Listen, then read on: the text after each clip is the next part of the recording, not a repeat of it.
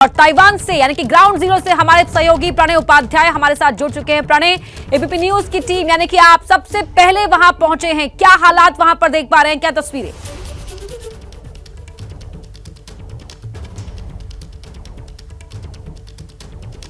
देखिए अपर्णा, जिस तरीके की तस्वीर मैं आपको दिखाना चाहूंगा, इस वक्त हम क्वारंटीन के अंदर हैं, लेकिन फिलहाल जो बादल हैं वो ताइवान के आसमान में देखे जा सकते हैं। ये केवल मौसम के बादल नहीं हैं, बल्कि आशंकाओं के बादल भी नजर आ रहे हैं ताइवान के आसमान में, क्योंकि लगातार चीन की तरफ से सैन्य युद्धाभ्यास कह लीजिए या जो आक्रामक कार्रवाई है उसका सिलसिला बरकरार है। जब हम यहां पहुंचे उस वक्त भी, उस दिन भी चीन की तरफ से कई जो सैन्य वायलेशंस हैं वो किए गए, यानी जो एयर डिफेंस आइडेंटिफिकेशन जोन है उसमें करीब चीन के 21 विमानों ने जो हवाई हद है वो लांघी। इसके अलावा जो चीन के 7 युद्धपोत हैं उन्होंने भी जो मीडियन लाइन है उसे क्रॉस किया। यानी चीन की तरफ से लगातार यह दिखाने की कोशिश हो रही है कि वो इन हदों को नहीं मानता है। यानी वो ताइवान जो सॉवरेनिटी की बात कर रहा है या ताइवान जो बात कर रहा है अपनी इलाके की, उसे चीन हर बार लांघने की कोशिश करता है, हर बार ये दिखाने की कोशिश करता है कि वो इन चीजों को नहीं मानता है, क्योंकि ताइवान पर उसका दावा है। जहां तक जिस खबर की आपने जिक्र किया कि जिस तरीके से जापान, कनाडा, जर्मनी और यूके के डेलीगेशंस आने की तैयारी कर रहे हैं, यानी अगले 6 महीनों की अगर हम बात करें तो बाकायदा कई देशों ने यह तैयारी कर ली है कि वो अपने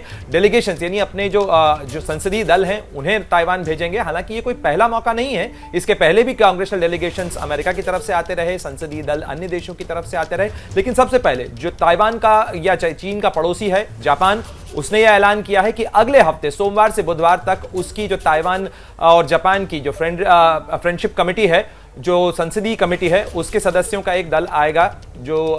ताइवान में आएगा, राष्ट्रपति साई इंग-वेन से मुलाकात करेगा, साथ ही जो सैन्य अधिकारी हैं उनसे मुलाकात करेगा और कोशिश होगी कि किस तरीके से जापान और ताइवान के रिश्तों को मजबूत किया जा सके। जहां तक इस पूरे मामले को लेकर चीन की प्रतिक्रिया का सवाल है, लगातार चीन की तरफ से यही कहा जा रहा है कि इस चीजों से अन्य देशों को बचना चाहिए, क्योंकि दुनिया के कई देश वन चाइना पॉलिसी की बात करते आए हैं, ये दोहराते आए हैं, और इसीलिए वन चाइना यानी दुनिया में केवल एक चीन है, ताइवान को वह अपना हिस्सा बताता है। वहीं ताइवान जो कि 1949 के अंदर इस चीज को लेकर अलग हुआ था कि जो केएमटी की सरकार थी, कुमिंतांग पार्टी की सरकार, वो उसको हटना पड़ा था बीजिंग से, और उसके बाद से ये जो सारा मामला है ये राजनीतिक विवाद से बढ़ते बढ़ते अब सॉवरेनिटी के विवाद तक पहुंच गया है। और इस पूरे मामले ने दुनिया को इस मामले में इसलिए भी खींच लिया है क्योंकि ये मामला केवल एक इलाके का, एक क्षेत्र का नहीं है, बल्कि अंतर्राष्ट्रीय ट्रेड से भी जुड़ा हुआ मामला है। और अगर हम बात करें इस पूरे इलाके को लेकर, तो इस इलाके के अंदर जो पूर्वी चीन सागर और दक्षिणी चीन सागर के बीच में जिस तरीके से ये तनाव बढ़ रहा है, उससे अंतर्राष्ट्रीय व्यापार को लेकर भी समस्या बढ़ी है, और साथ ही साथ समस्या इस चीज को लेकर भी बढ़ी है कि भविष्य में संसाधनों पर कब्जा और जो मोनोपोली कह लीजिए या जो कंट्रोल है वो किसका होगा। और मेरे पीछे जो आप इमारत देख रहे हैं ना, ये इमारत दरअसल एक सेमीकंडक्टर कंपनी की है, जिसके प्रोडक्ट दुनिया भर में हो सकता है कि आपके उपकरणों में भी लगे हों, आपके इलेक्ट्रॉनिक्स में लगे हों, क्योंकि इलेक्ट्रॉनिक्स के लिहाज से ताइवान दुनिया की सबसे बड़ी ताकत कही जाती है। क्योंकि दुनिया के जितने सेमीकंडक्टर्स हैं, चाहे वो स्मार्टफोन में लगने वाले हों, टैबलेट्स में लगने वाले हों, स्मार्ट टीवीज में लगने वाले हों, या और किसी उपकरण के अंदर लगने वाले जो सेमीकंडक्टर्स होते हैं, जो चिप्स होती हैं, जिन्हें हम आईसीज कहते हैं, ये तमाम सेमीकंडक्टर्स बनाने की जो सबसे बड़ी फाउंड्री है वो ताइवान के अंदर है। और ये जो पीछे बिल्डिंग आप देख रहे हैं, ये मीडियाटेक कंपनी है, ये भी दुनिया की सबसे बड़ी जो इलेक्ट्रॉनिक उत्पाद हैं, गैजेट्स हैं, उनके अंदर लगने वाले सेमीकंडक्टर्स बनाती है। तो ऐसे में चीन की निश्चित रूप से कोशिश होगी कि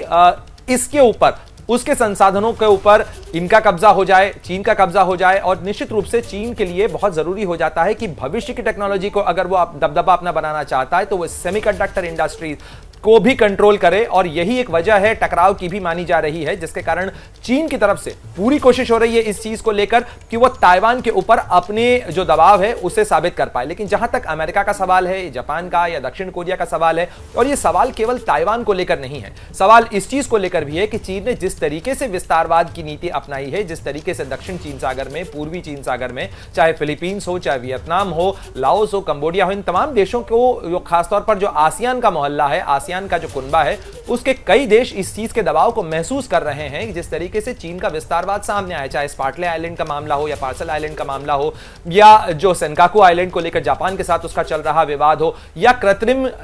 आइलैंड बनाकर अपनी टेरिटरी को बढ़ाने का मामला हो, तो इन तमाम चीजों को लेकर अन्य देशों की भी चिंताएं इस चीज को लेकर हैं कि ये फ्रीडम ऑफ नेविगेशन, इसको बाधित करता है। यानी इस पूरे इलाके के अंदर अगर समुद्री आवाजाही, विमानों की आवाजाही पर चीन इस तरीके से अपना दबदबा बनाने की कोशिश करेगा तो यह अंतर्राष्ट्रीय व्यापार और कारोबार के लिहाज से भी चिंता खड़ी करता है, क्योंकि दुनिया का 60% ट्रेड इस इलाके से होकर गुजरता है। और ऐसे में तमाम देशों की चिंताएं हैं। ताइवान के ऊपर अगर चीन का कब्जा हो जाता है तो अमेरिका के लिए चिंताएं इसलिए हैं क्योंकि चीन की जो स्ट्राइक रेंज है वो बढ़ जाएगी। यानी चीन के लिए ग्वाम के या हवाई के जो अमेरिका के बेसेस हैं उनको अपनी जद में लेना ज्यादा आसान हो जाएगा। तो जाहिर तौर पर अमेरिका की इन चीजों को लेकर चिंताएं हैं। लेकिन फिलहाल सबसे बड़ी चिंता की बात यह कही जा सकती है कि इस पूरे इलाके के अंदर बातचीत के जरिए मामले को सुलझाने की जो कोशिशें हैं, कवायदे हैं, वो फिलहाल कहीं बहुत धीमी नजर आती हैं, क्योंकि भारत समेत दुनिया के कई देशों का यह भी तर्क है कि इस पूरे मामले में एक तरफा तरीके से हदें बदलने की कार्रवाई नहीं होनी चाहिए, स्वतंत्रता बनी रहनी चाहिए, लेकिन इस मामले में बातचीत के जरिए, शांति के जरिए भी प्रयास किए जाने चाहिए। क्या मजबूरी है मेरी, बताइए। मैं अभी आपको बताती हूँ कि मैंने ओए होए होए होए नमकीन के चटकारे लेते हुए टकटकी मार के डिबेट शो को पॉज रिपीट कर करके देख रहे हैं जोगिंदर जी। इनकी तरह आप भी देखें अपनी फेवरेट डिबेट्स को रिपीट कर और डाउनलोड कीजिए एबीपी लाइव ऐप अपने स्मार्ट टीवी पर।